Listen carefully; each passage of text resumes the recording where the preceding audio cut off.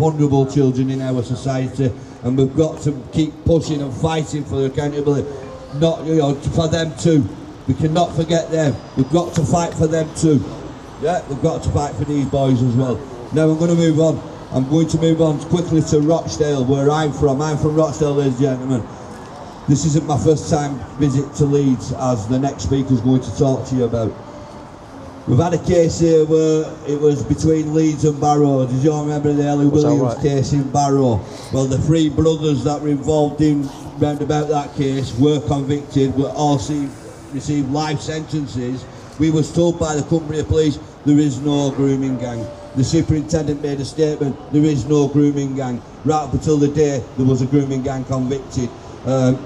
Someone who's helped me impact UK Cumbria, someone who's stood with me for many years on this issue, is Jason from Barrow. So please give him a nice warm welcome. He's going to tell you a little bit about the stuff in Barrow. Thanks for having us. In 2018, my young son, 11 years old at the time, came to see me with his friend. It was the start of the summer holidays, beginning of August. And he came to tell me about the bad man in the ice cream van who was driving around locally trying to get children's phone numbers, trying to entice children into the van. I didn't believe him. I thought that these people had to be checked and had to have DBS checks and all the usual things. So I dismissed him. 2 days later, a video appeared online which showed children throwing stones at an ice cream van. It was put online as a racist attack, a racial attack. My son was in the video. He threw no stones. He was in fact just watching and holding his bike. But as you can imagine, we were classed as a local racist. They all blamed the parents, etc., etc. But they were throwing stones at the van because they were scared of the man that was driving. We did some investigation and we discovered that this man was on bail for nefarious crimes. Crimes which is now serving a life sentence for 28 years.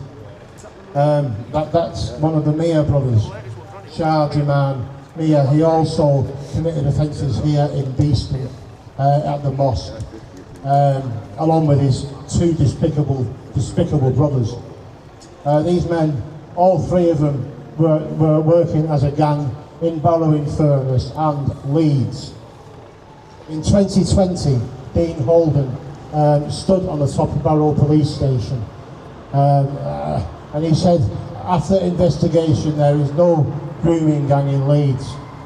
In Barrow, I apologise, there's no grooming gang in Barrow. There in fact was, and had been for some time. They can call it a historic gang and historic crimes. The crimes that they've been charged with, they all relate from pre-2010.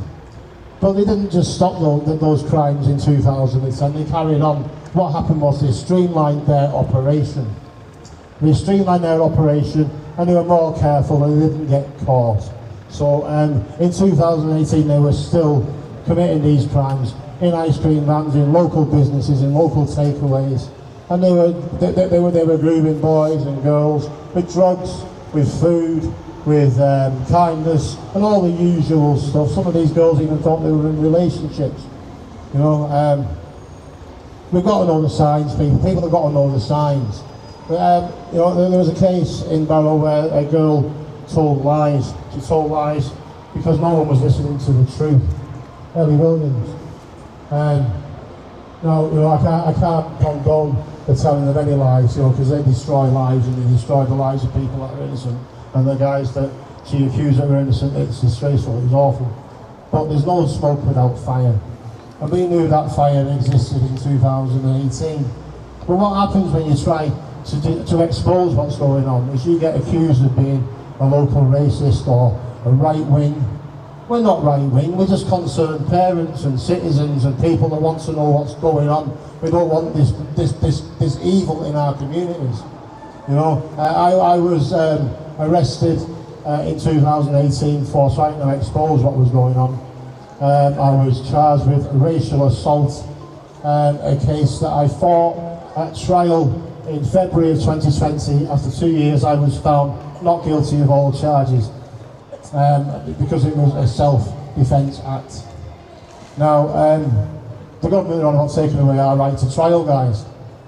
If I didn't have that right to trial, I'd be sat in jail now doing 5 or 6 years for racial assault with a weapon, which I didn't commit, because that's how they took this right to portray things. We've got to stand together. We've got to stand together. We've got to stand up. We've got to make changes, and we can only make those changes if we all do this together. If we all stand side by side, hand in hand, arm in arm, because no one listens. You know, no one wants to talk about this stuff. We come to these demonstrations, we have the same faces here, every sign there, you know, and there's always a couple of new faces, but there should be hundreds of us. Where's everybody at? Thousands of us. You know, we all talk a good fight, but everybody should be here.